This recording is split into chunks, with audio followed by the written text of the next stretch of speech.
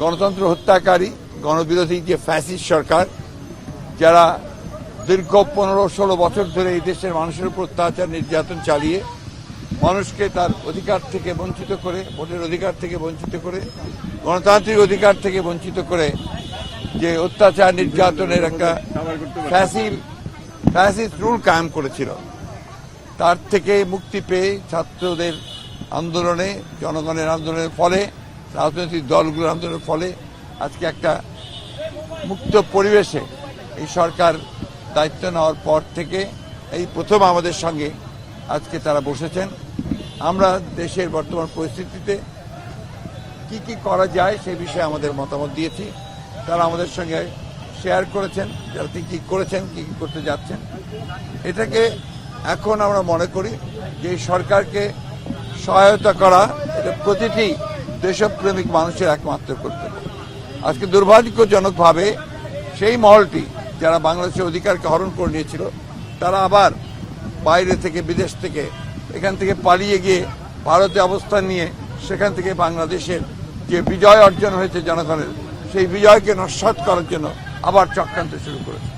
আমরা একটা কথা খুব স্পষ্ট করে বলেছি, এখানে এই যে তথাকথিত আপনার মাইনরিটির ওপরে অত্যাচার নির্যাতনের যে একটা গল্প ফাঁদা হয়েছে, সেই গল্পটা পুরোপুরিভাবে উদ্দেশ্যমূলক এবং বাংলাদেশকে মেলাইন করা, এই সরকারকে মেলাইন করা, ছাত্র জনতার আন্দোলনকে একেবারে নস্যাৎ করে দেওয়ার আরেকটি চক্রান্ত।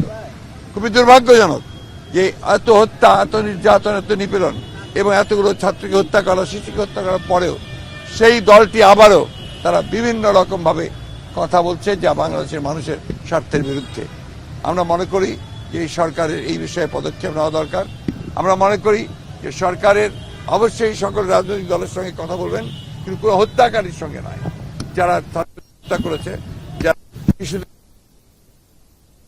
নেতাদেরকে হত্যা করেছে, তাদের বিরুদ্ধে জনগণ আছে এবং এই ব্যাপারে তাদেরকে সর্বাত্মক কোনো ব্যবস্থা নিতে গেলে সরকারকে আমরা অবশ্যই সহযোগিতা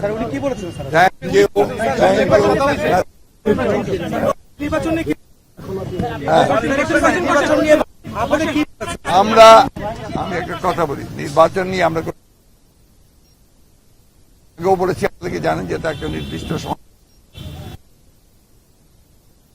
উপযুক্ত পরিবেশ তৈরি করতে আমরা তাদেরকে সেই সময়টি অবশ্যই দিয়েছি।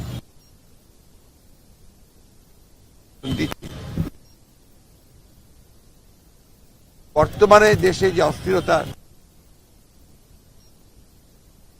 যে বিশৃঙ্খলা, জনগণ যেন বিভ্রান্ত না হয় এবং জনগণ যেন ঠিক পূর্বের মতোই সেই সাম্প্রদায়িক সম্প্রীতিকে অক্ষুণ্ণ রেখে, জনগণ নিরাপত্তাকে অক্ষুণ্ণ রেখে তারা যেন এই সরকারকে